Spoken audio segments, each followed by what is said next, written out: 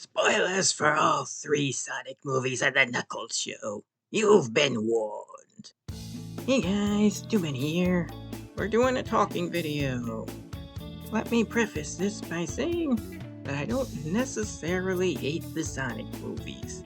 It's gonna sound like it, but I don't. There's definitely a lot to like about these movies, but it's still a Hollywood adaptation, and for whatever reason, everything must always be changed in a movie adaptation. Trouble is, I actually like Sonic, so every time it's changed, I get a little ticked. So while everyone else is wrapping up their praise for Sonic 3, allow me to take on the duty of pointing out many flaws of the movie universe, mostly by discussing the characters, since that's an easy way to frame this. But let's set the stage first. The first Sonic movie started very simple. They said, let's give Sonic and Eggman an origin story. There isn't one in the games. Okay, that sounds good on paper. So long as they become who they're supposed to be, right? However, in crafting this origin, Sega and Paramount made one small change that snowballed, altering the entire course of movie Sonic's history. Now, what tiny change did that? Aliens! Green Hill Zone is an alien planet. Sonic is being sent not so much to a fictional Earth, but our Earth. Robotnik has black hair and is working for a kind of proto-gun, so he's not from the same world as Sonic. You know, already this isn't really as much of a small change as we wrote it off as. I've bitched and complained about aliens in Sonic media a lot already. And that's because for the first 10 years of the franchise, it really wasn't about space aliens. It was about talking animals, saving non-talking animals from being turned into robots, mostly. Scarcely any reference to aliens at all until Sonic X Season 3 and Shadow the Hedgehog. Yes, Sonic came to Earth from another world in Sonic X as well. But nobody ever pointed at Sonic and screamed, "Alien!" In fact, the humans were remarkably accepting of the talking animals, all things considered. Yes, but why was this bad for the movies? Well, first of all, it minimized the amount of actual locations from the games that would be used. Even the city areas from the games have been excluded in favor of real-world cities. No Station Square, no Central City, no Radical Highway. Instead, we got San Francisco, Tokyo, London, Seattle for some reason. What's next? Vancouver? Half of these are from the Olympic Games. It just makes it less Sonic and more movie, if you get my meaning. The other problem with this is that it fundamentally changed who all the characters are at their core. So let's have a chat about each character. This could take a while. Get yourself some popcorn or something. Sonic was given a mother! Longclaw the Owl, possibly loosely based on the Old Man Owl from the Sonic OVA, was created to care for baby Sonic and then die. This gives Sonic a grief complex that he doesn't have in the games, and has essentially led to grief being a major through line of the movies. The main theme, if you will. This is not what Sonic is. It's what Shadow is, certainly, but not Sonic. Or Knuckles. Granted, Sonic doesn't exactly get shown wallowing in grief through the movies much, but he does go all vengeful over Tom in movie 3, which is also contrary to his character, I think. Don't look at the comics! Before I leave the topic of Longclaw, though, I just want to say Sonic had two mothers already, Bernadette and Alina. Couldn't they have used one of them? Or an amalgamation of them? Sorry, I hate when original characters are created to replace already existing characters. Anyway, back to Sonic. Sonic is more of an aspirational figure in the games. He doesn't have any character arcs. He doesn't need them. Rather, he inspires others around him to be better. Or at least he used to, until Sega stopped having other playable characters for roughly 10 years. But essentially, other characters are the ones that have had arcs in the games, is what I'm getting at. Tails, Knuckles, Amy, Shadow, Silver, Blaze, Chip, Sage, kinda. They all had character arcs, usually influenced by their interactions with Sonic. That's how Sonic functions as a character and hero. He inspires change in others. I do understand, though. Movie characters are not video game characters, so they need a bit more characterization to make up for not being controlled by the player. But does he have to be so childish? He's so hyperactive even compared to other versions of the character. And sometimes it gets to be a bit much. Especially when he's doing cringe things like referencing movies and celebrities, or flossing. Could you maybe stop doing those specifically? Saying, "Ooh, this reminds me of The Rock," is no substitute for an actual joke. Plus, it really dates the movie. What happens when The Rock retires in this example? The movie suddenly feels considerably older. These kinds of references take you out of the movie. Just stop it in general, Hollywood, or do it less anyway. Sonic is also laughably weak in the movies, which I find so annoying. He used to seem so powerful, but Sega keeps nerfing him. Now it's becoming believable that Mario could kick his ass. Sonic used to be in the conversation to battle Goku. But now he rapidly punches a normal human, and that human doesn't feel a thing. Movie Sonic is essentially the weakest, most pathetic Sonic. With the possible exception of Prime Sonic. At least Movie Sonic got to go Super. Which brings me briefly to the Chaos Emeralds just kind of not being a thing in the movies. They're components of the Master Emerald instead, which is just dumb. And it robbed us of some aspects of some other characters too. But I gotta get up to them. Rob Tails of his ability to make the fake emerald, just in case I forget. Let's move on to Tails now. I give Sonic a B rank for his portrayal in the movies. Could be worse, but room for improvement. Yes, let's rank them all. I have a lot of fan rage over how Tails has been treated. Not just in the movies, in fact, not even so much in the movies. In general, pretty much ever since Sonic Adventure 2. I really ought to do a video on that. And maybe I will. So, to give the basic thesis of that video, Tails has never been given the importance he should have as Sonic's sidekick, partner, and brother. He appears in everything, yes, but that's about as far as it goes. His character has been thoroughly misused and neglected, and the movie universe has some of that issue. Particularly in Sonic 2, which should have been the Tails movie. It even uses his tails for the logo for Chaos God of Destruction's sake. Instead, it was the Knuckles movie, followed up then by the Knuckles show. All due to Jeff Fowler's Knuckles bias that he really doesn't try to hide. But this isn't about Knuckles yet, so how'd they do? First, I guess I'll praise them for using Tails' current game voice. I will criticize casting later, suffice to say, I have no particular problem with Sonic's casting. Though I still like Ryan Drummond and Jason Griffiths better. Can't really say which I prefer, movie or Roger Craig Smith. I don't know. But back to Tails. I also like that Tails is being proactive about helping Sonic in his debut scenes, which are his best moments of Movie 2. It's confusing that he immediately refutes what he's just done by saying, "I'm not a field guy."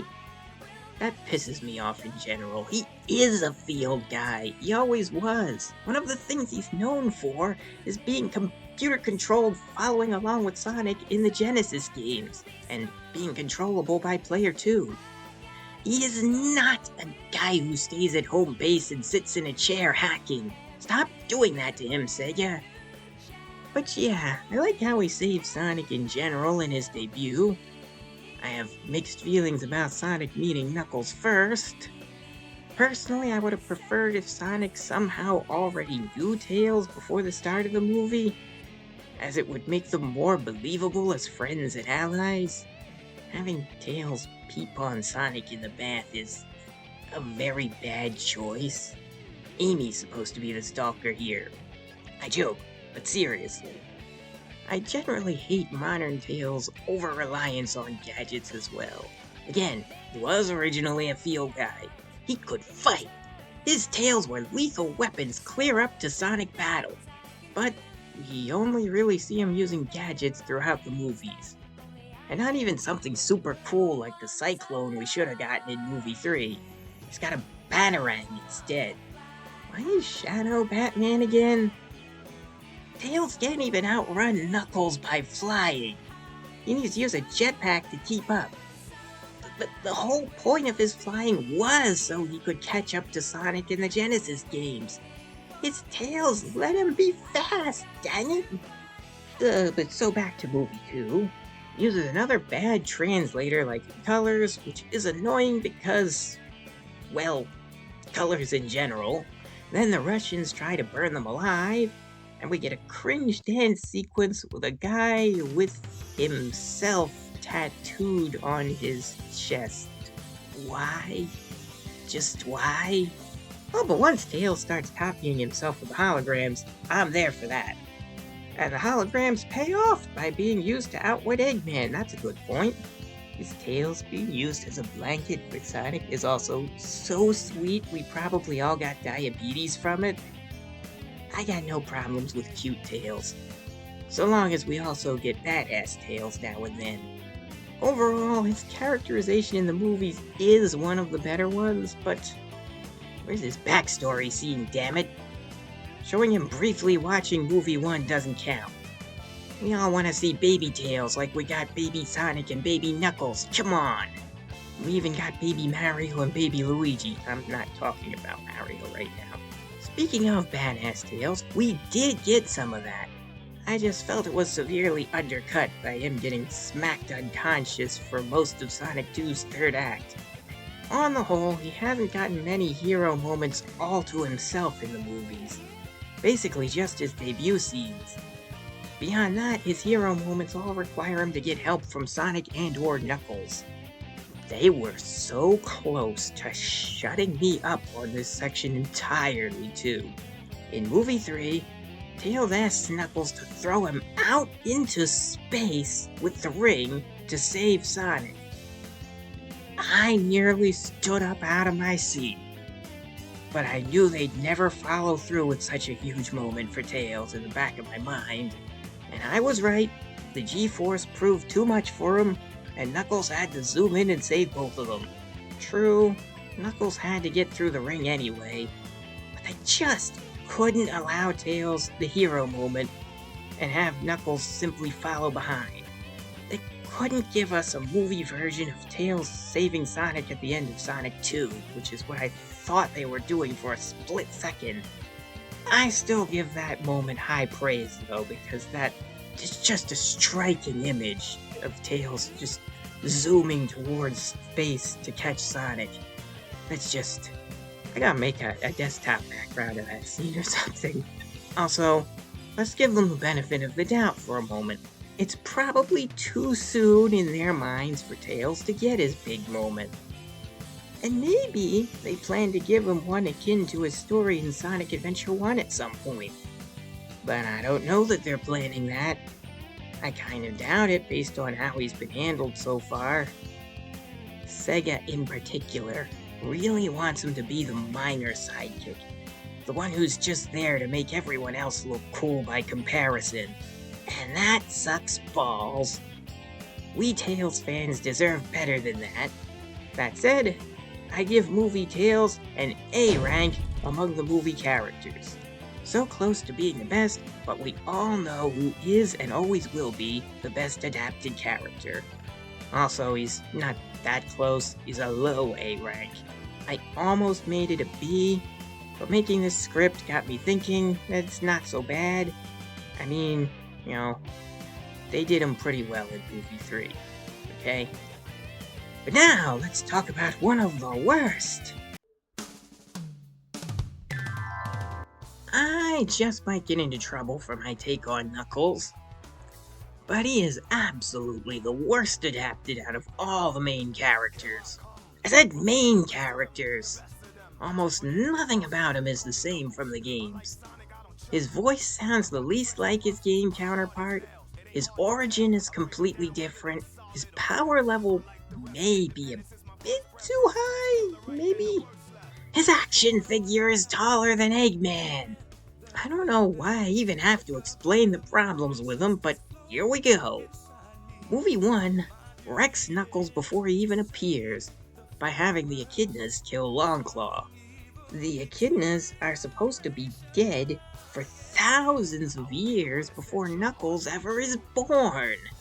Now, we don't know how he was born in-game or anything about his parents, but heck, in the movies, we don't know how his tribe died.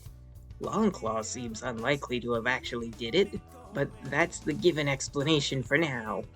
Anyway, what's wrong with these changes? They compound on top of the alien thing, turning Knuckles into a vastly different character from any previous interpretation. Alright, I'm gonna say it, and half of you are gonna hate me for it. Knuckles is not a Wakandan, or any other sort of quote-unquote indigenous nonsense. He is a red-furred, talking echidna. And when he talks, he does not have an accent, or a catchphrase, or a speech impediment, any quirks or stutters or babbles. He talks normal, and he has no culture shock or any similar difficulties when he visits human cities. At most, he shielded his eyes from the sun on his first trip to Station Square. That's it. And if you are depicting him as quote-unquote indigenous, movie people, what are you saying about indigenous people? That they're stupid? He's still saying base of ball in movie 3. You're saying they're stupid, clearly. Yeah, good job, Hollywood. You're very par for the course for you. But yeah, Movie Knuckles is a Hollywood stereotype and not the character. He's a major fish out of water, but Sonic, Tails, and Shadow are all pretty normal. They don't have these weird reactions to the human world, beyond Tails mentioning human transportation. He somehow has Earth internet access and can look up Siberian customs while being hoisted towards a fire, though.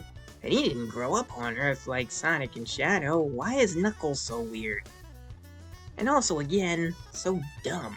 Seriously, reading the ... dots is the dumbest Knuckles has ever been. And you know what else is weird? Pachacamac is played by Christopher Lloyd. Yeah, did you watch Knuckles' show? He's played by Christopher Lloyd, and he talks pretty normal too. Why doesn't Pachacamac talk like Knuckles? His weird, quote-unquote, indigenous speech patterns don't even make sense in universe. Speaking of Pachacamac, he's really weird too. He appears as a ghost instead of Tikal, for one. But considering how silly he was in the Knuckles show, I'm glad Tikal hasn't been adapted. I don't want them to touch Sonic Adventure 1, considering how bad they've been about adapting things so far. In the games, Pachacamac was a bastard who killed Chao and enraged chaos, leading to the end of his tribe.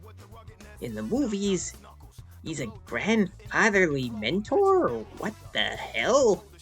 You know, honestly, I'd have preferred a more game-accurate Pachacamac portrayed by Idris Elba, actually. He would work as Pachacamac. He sounds too old for Knuckles, his voice too deep. I don't know who'd be better as Knuckles. Maybe The Rock, as people had rumored?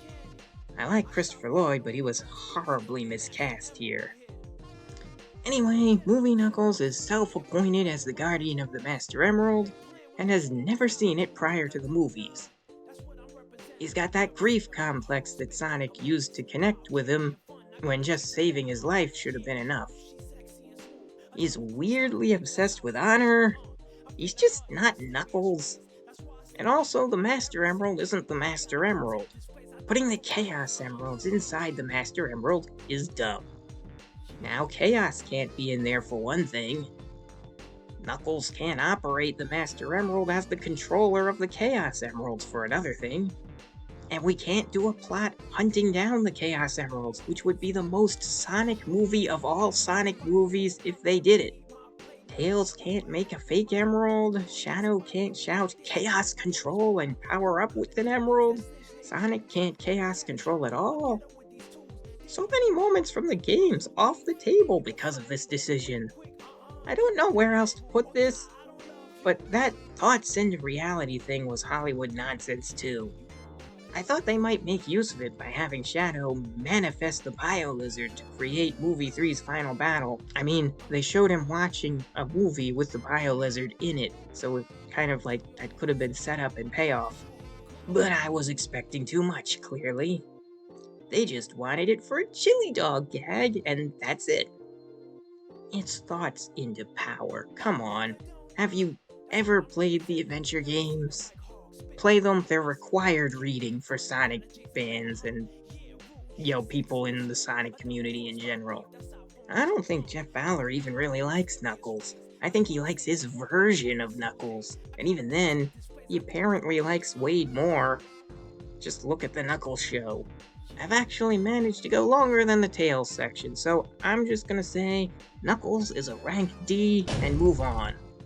Knuckles' basic plot has a tiny semblance of game accuracy with the team-up with Eggman, and that's all that keeps him from rank E. Pachacamac shares this rank, by the way. I don't have as much to say about Shadow. He is indisputably the most game-accurate character in the movies. Keanu Reeves was a good enough casting. I'm not sure if anyone other than his game voices could have done better anyway. All I've really got from are nitpicks. Chaos Control never being mentioned once is kind of the main one, I guess. The fan base fixating on the one time he kicks Tails is more of a critique of the fandom than the movie or character. Having him almost kill Tom is fine. Honestly, the biggest tragedy there is we're still stuck with all the movie humans, which I'll get to in a bit. I have two big-ish problems with Movie Shadow. One is the lack of movie Rouge and Amy. They both play a role in bringing out Shadow's goodness in the game, but those moments have been stolen from them in the movies. That's it. Amy can't do that. The other issue is that Shadow isn't created. He just lands on Earth as a meteor. That's such a freaking weird choice on every level. Shadow's still an alien canonically either way. Why did they bother changing his origin? Especially since this way, it kinda makes less sense that the government doesn't know how to handle Sonic in Movie 1. It's not like Shadow was a lab experiment, so that's different from an alien. No, he was an alien too. I guess the meteor could still have Black Arm's origins, it's just super weird. But anyway, despite these odd issues, Shadow is our only rank S character. Try not to make that drop in future movies paramount. Good luck. Speaking of future movies, Amy and Metal are in the post-credits of Movie 3. There's not a whole lot to go on yet, but let's run with what we know. There's an army of Metal Sonics, and that detail keeps them from being S-rank with Shadow. Actually, it's not fair to rank these two yet anyway, so let's just skip that. Amy wallops all the metals using Thor's hammer, her hammer. She's got a shroud hood thing, and just There's so much girl boss energy around her. Stop the ride. I want to get off. Not saying Amy needs to be weak, but to have her immediately, utterly outshine her game counterpart's power level is kinda insulting. Hollywood's got a major, well-documented issue these days with wanting to portray female characters as perfect from the get-go and not having any character arc to embark upon, and always outdoing their male counterparts at every opportunity. Again, every character doesn't need an arc, but she did have one in Adventure 1 at least. Sega also has a long-standing issue of not knowing what to do with Amy. Just go back to early days, Amy. She wasn't exactly weak then, though she did struggle with Metal Sonic and Zero. She was still strong-willed, compassionate, mostly likable, I would say. And she could still swing a mean hammer. She doesn't have to be Lady Thor, come on. Lady Thor wasn't even very successful in the movies to begin with. I don't know, just try to make her likable. Peach was kinda girl boss in the Mario movie, but still managed to be likable. It's possible, I guess. Fourth movies do tend to suck, though. So I don't have a lot of confidence. It's gonna be hard when we skipped over all her big story moments already, frankly. Time for the Robotniks. Let's start with Maria. I'll be quick. I guess the casting is inoffensive. I might have preferred someone blonder, but whatever. They took her illness away, which feels very weird. They also took away her last words, which is troubling because those words are Shadow's guiding light as a hero. The star thing isn't a great replacement, but it is better than "a shadow will show you where to find the light." It's more the other way around. Light creates and therefore allows you to find shadows. I'm not here to criticize the games. I'm gonna give her a high rank B. I just feel she could have been a little better executed. Now for Jim Carrey. On the one hand, I don't think we could find a better person to play the Eggman in live action. On the other hand, it is just Jim Carrey playing Jim Carrey but with a doctorate. It's the Grinch with a PhD. He does a lot of cringe dancing and unnecessary nerd speak, including randomly speaking in other languages. Now, Robotnik's portrayal has differed wildly in other adaptations too. And somehow, being the villain makes this stuff easier to forgive. I'll have a brief section on robots in a bit, but I will say, why wasn't the Eggmobile or Walker in Sonic 3? Eggman without the Eggmobile doesn't feel right. I'm not surprised they skipped out on the Death Egg, and the Eclipse Cannon being on its own rather than part of Space Colony Arc also just feels like a quote-unquote necessary movie change. Ah well. I think Eggman's a high C rank, because at the end of the day, this is Jim Carrey with a government grant and a mustache. I do give him high marks for looking the part more with each movie, but there's a lot of cringe with this interpretation too. Let go of the goat milk. It stopped being funny the second time it was brought up. But now it's time to talk about Gerald. Rank E. If I could go lower, I might. This is not Gerald Robotnik. It's just Jim Carrey calling himself Gerald Robotnik, and with some old age makeup. He should have some redeeming qualities, but he has none in the movie. He's just straight up pure evil. He didn't create Shadow, wasn't trying to cure Maria, has no nuance, no deal with the devil, Doom, no space colony, no secret hero reason for building the Eclipse Cannon. No. Movie Gerald is just a monster. That isn't who Gerald Robotnik is. Yes, he lost it after Maria's death, but we see much more of him before that point in the games. We even got to see more of him just a couple months before the movie in Shadow Generations, and I had praise for that portrayal of Gerald. He was appropriately the grandfatherly scientist there. He's a good man who wants good for humanity and his granddaughter. The kind of man who'd be appalled by what he became if he were told about it. His movie adaptation might be the biggest case of character assassination the Sonic series has seen to date, bar none. It feels like Gerald and Pachacamac swapped bodies or something. Actually, Christopher Lloyd might have made a good game-accurate Gerald. Chaos, these movies are full of missed opportunities. And speaking of missed opportunities...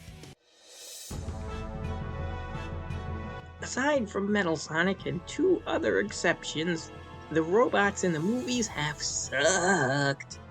For one thing, we get so few robots per movie. The first movie really just had original creations for the movie. Mostly white, egg-shaped drones. And that was fine for leading into Robotnik getting his Eggman name, but then...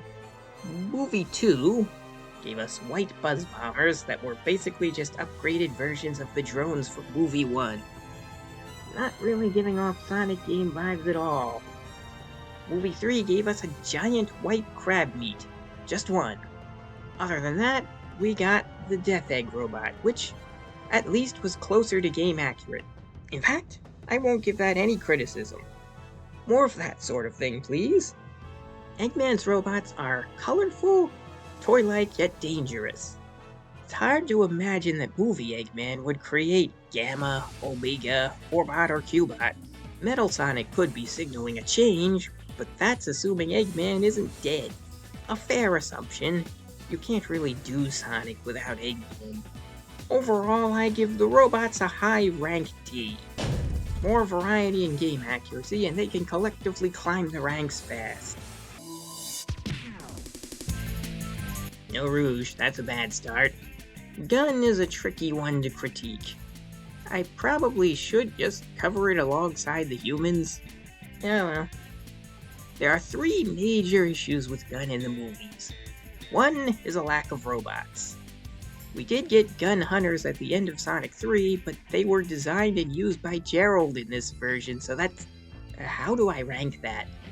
As far as the human gun agents, they are a bunch of collective jokes, and several of them are apparently evil. Present-day Gun is supposed to be maybe morally gray at best, not so much evil. They did have Maria killed, but that's past Gun. Just like past Gun's the evil Gun. Commander Abraham Tower is replaced by Commander Walters in the movies. Or Commander Olive Garden, if you prefer. He does somewhat look the part, though some color contacts and getting his name right would go a long way. Maybe Tower will replace Walters later, but for now, Walters is our commander, even wearing the proper uniform in Sonic 3, briefly. But he is not Tower. He's too old for one thing. Tower was younger than Maria. He also lacks the vendetta against Shadow, but I guess I'll give him a C rank. Gun overall, I don't know. Some parts work, some parts don't. Gun seems best in Movie 3 so far. Trouble is, now they don't have much game plot to pull from. I don't know if we'll see any more gun robots. Now, these aren't game characters, so they get an automatic rank E for game accuracy, which is mostly what the rankings are based on, aside from a bit of unavoidable bias. That's why Tails is so high up. Humans are a big, giant ball and chain on the movies, preventing things from being more game accurate overall. In the games, Sonic is a wanderer. He doesn't have a home or known family, and he doesn't need one in order to give us actors to interact with Sonic. He's interacted with humans several times in the games, be they citizens of Station Square, gun agents, people of Soliana, or people all around his fictional globe. Never the same human civilians twice, so basically, no human actors should have been reused beyond the Robotniks and Gun Commander. And we'd have been better off that way, and I have one key example why. The Wade Show. In the mission to give unnecessary character development to characters nobody cares about, the Knuckles Show was created. It's the Knuckles Show in name only, and maybe has almost 3 episodes worth of an actual Knuckles story, if we're generous. The rest of the series is about Wade, the incompetent deputy to Donut Lord Tom, and his various family issues. Aside from his mother, his entire family are cartoonishly silly and childish, and so are the other newly added human characters in the show.